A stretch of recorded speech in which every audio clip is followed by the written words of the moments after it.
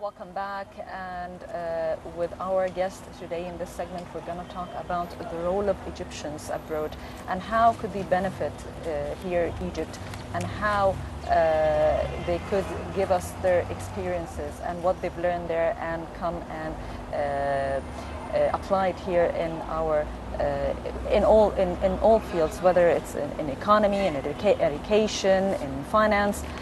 All segments we can benefit from the experience of Egyptians living around the globe. And today we are joined by Mr. Mohammed Noureddin, and he's the Vice President Scholar Economic Affairs.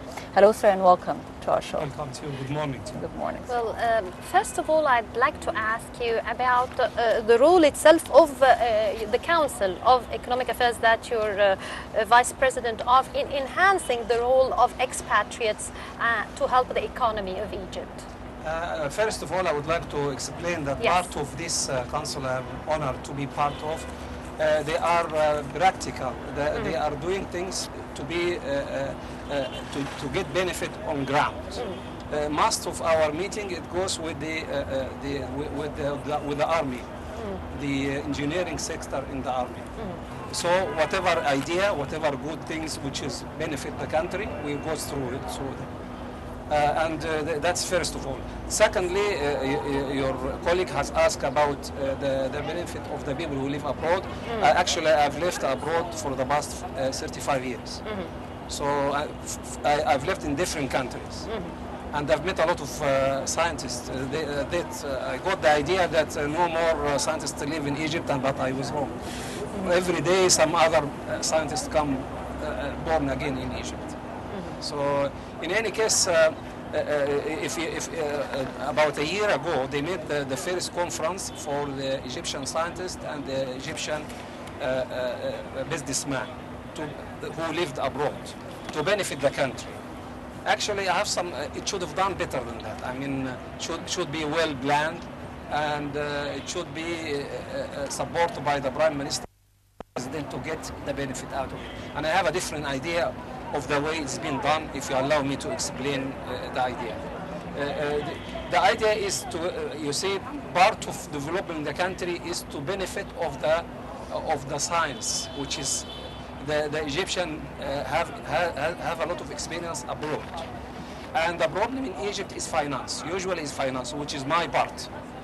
So that's why when they invite both of them, it was a separate issue, because I've got the idea and I got it through more than 4 years ago, but they got it wrong. My idea is to create like a company between the scientist and the businessman who live abroad. Both of them live abroad, and we want them to come here in Egypt.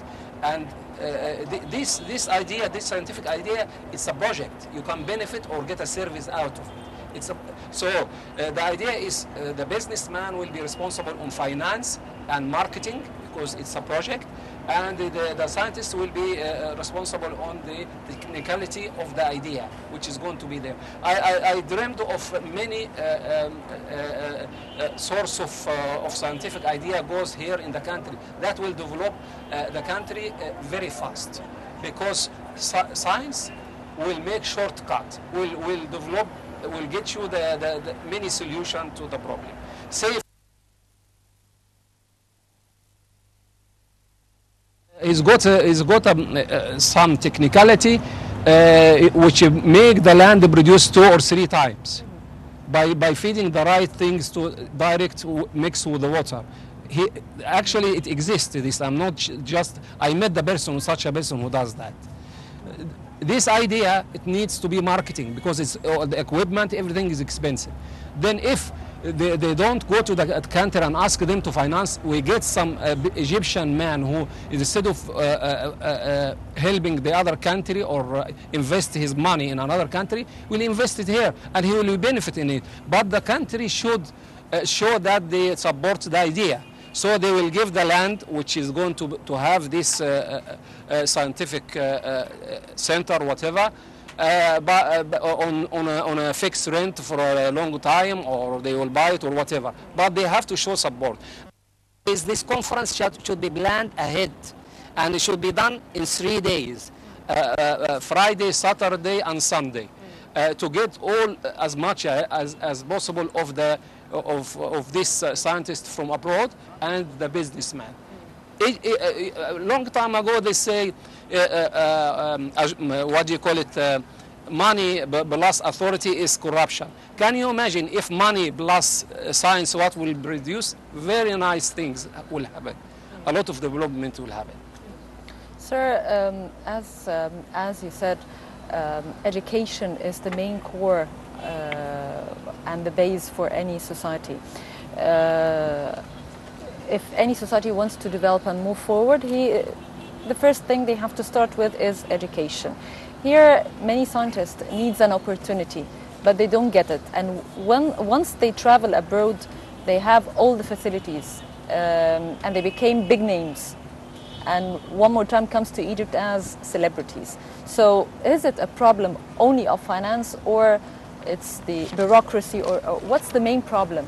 The main problem is, you see, a scientific idea, it remains academic idea.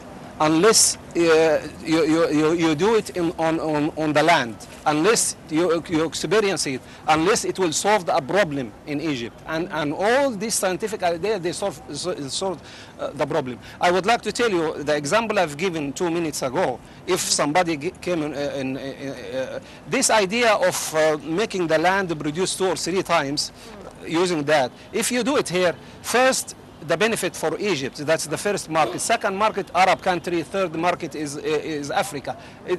And then the trade balance will change because you produce more in the same land. Instead of having expanding the land this way, you expand the land that way by quality. The second part of this, after I talked to this scientist who told me this idea, he said this part of it, education. I'm glad you mentioned that. I said how? I said some people who comes to train of what we are doing and they pay fee for that.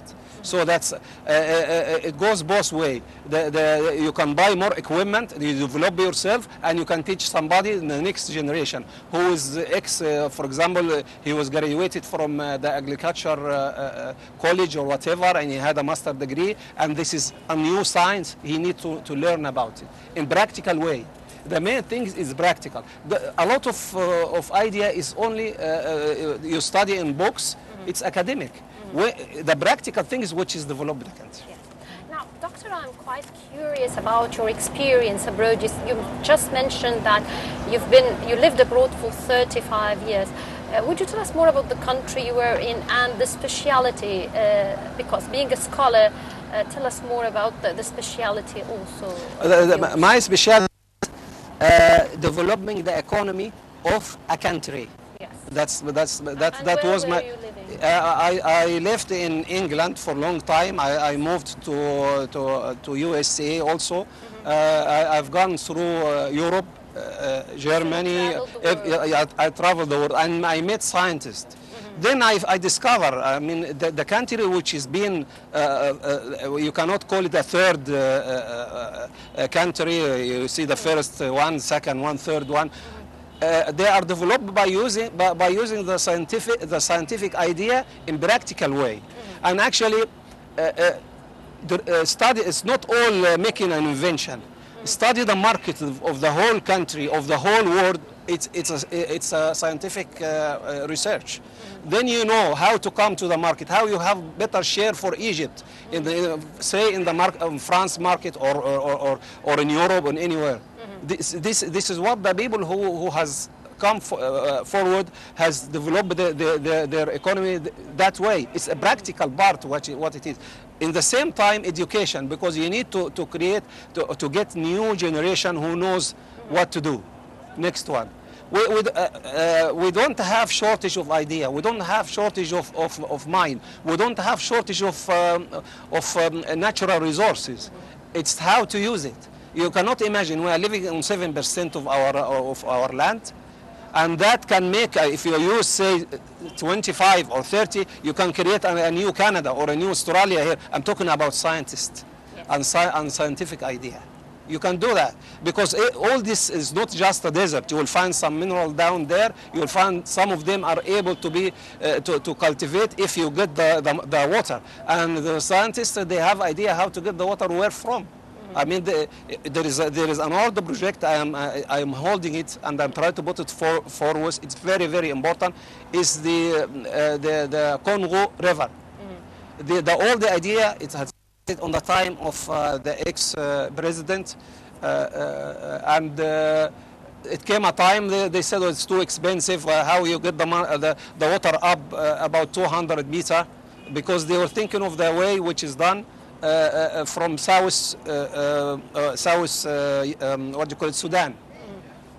If you are using the scientific equipment now, satellite and all, you will discover a shorter way or less heights there. And we've done that, some research, we get 180.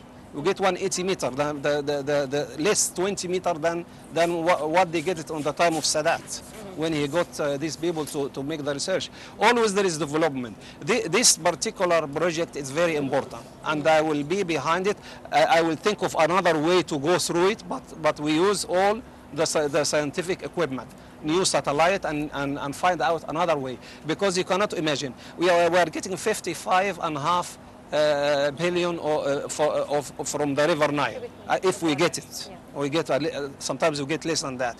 The Congo River throw in the ocean 1,250, from 1,200 to 1,250 per year, billion per year.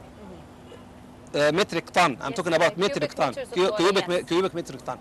This is too much. If you are able to do that, actually it will be very good. You cannot you create a lot of jobs. You will be you will say, instead of having shortage of food, and this price is so more than the price. It's well known. It's ABC in the economy. If you produce more, the price will come down.